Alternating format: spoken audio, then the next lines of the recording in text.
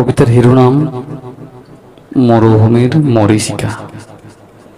কবি ময়েজ উদ্দিন আহমেদ।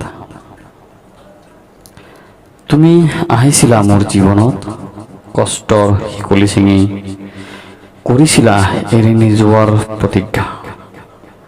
মোৰ পৰা লৈছিলা প্ৰতিশ্ৰুতি, মোক হেনো তুমি হেৰাব নোখোজা।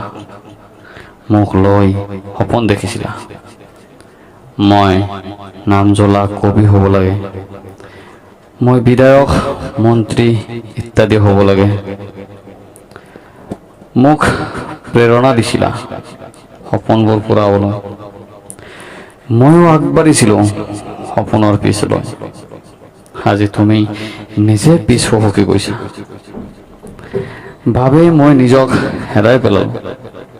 মই ভবাই নাছিলোঁ এয়া যে সপোন বাস্তৱ নহয়, আচলতে নহয় সপোনো, সেয়া আচলতে মৰীচিকাহে আছে।